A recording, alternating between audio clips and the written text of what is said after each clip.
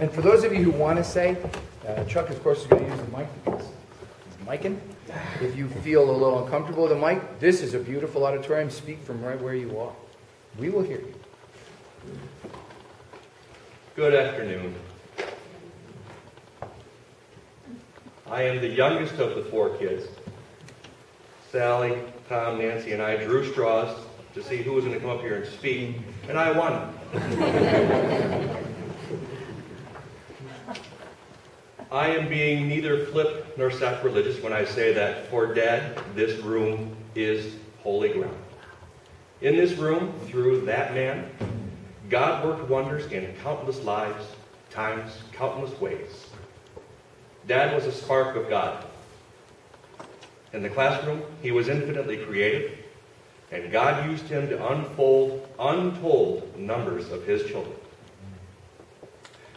Perhaps it was in this very room, by way of the epic musicals he and Mom put on together with the help of an entire community.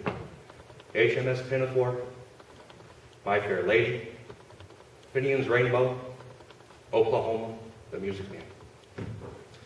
Perhaps it was outside this room, on a trip to Washington, or Canada, or Posen.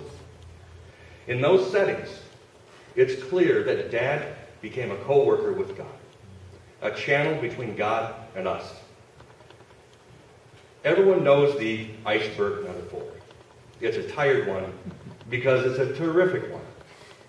The visible is dwarfed by what's beneath the surface.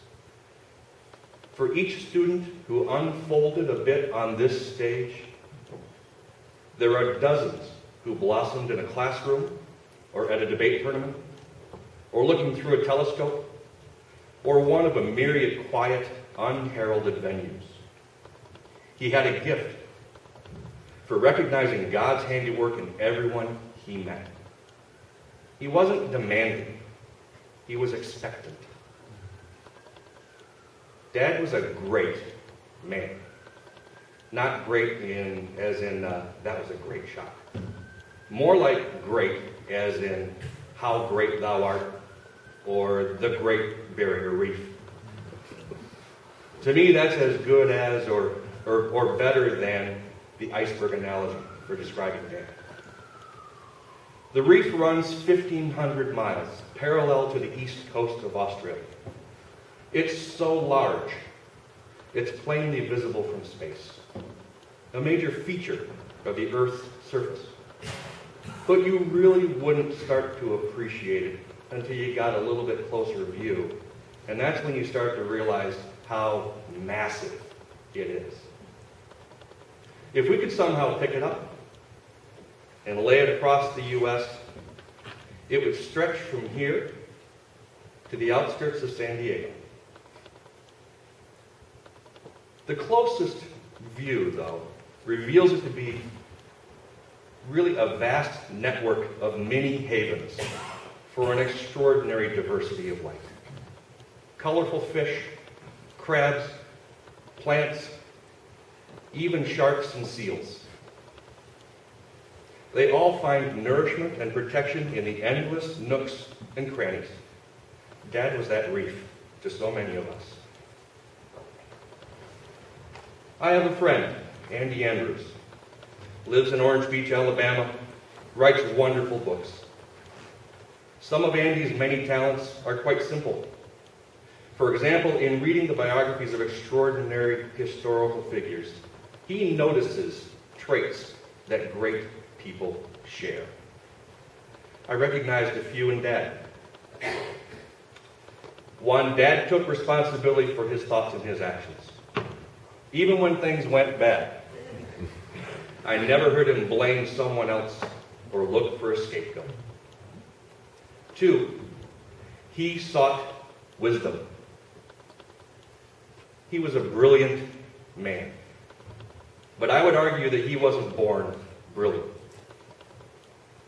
Rather, he became brilliant over a lifetime by inviting you and me into his life. I assure you, he got as good as he gave. Three, Dad was a man of action. a few years ago, my eldest son, Spencer, and I listened to my brother give the commencement speech at Mid. Her mom, for years, has played the processional, the recessional. Tom, do you remember the last piece of advice that you gave to those graduates at the end of that speech? Yes. You told them simply to do something. Do something. No act is too small to have an impact on the world. What really matters is that we develop a habit of taking action. Dad taught me we may not have the ability to always make the right decision, but we can always make any decision right. Don't dither. 4, Dad had a certain heart. He knew how the book was going to end, even if he didn't know how each chapter would read. 5, he was a happy man because he chose to be happy. 6, Dad forgave and moved on. He didn't hold a grudge because it simply diverted too much of his energy from the fun stuff. 7, Dad never gave up. He recognized adversity for what it was, his preparation for greatness. There's one more thing about him that I observed over the years. He seemed to have a third eye with which he saw God's goodness in everyone he met. I don't believe he was unique. Indeed, I believe we all have that third eye. He simply opened his. I invite you to honor his legacy today with 2 simple actions. First, become aware of your own third eye and use it to see at least one good thing in everyone you talk to for the rest of the day.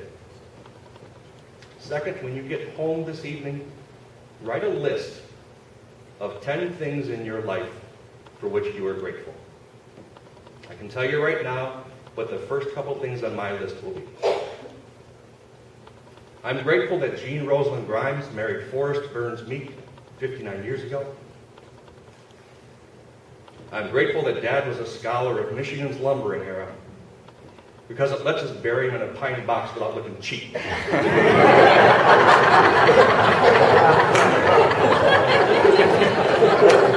May the blessings be.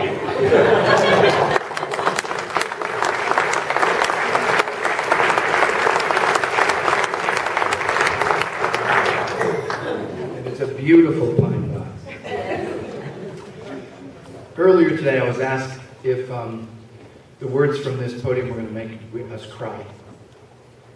And all I could think of to say is, well, if you cry, it'll be from tears of joy or laughter, because we're here celebrating this man. Chuck, amazing. And there was one thing that did confuse your father, and it amazed him. He shared that with me while we were colleagues.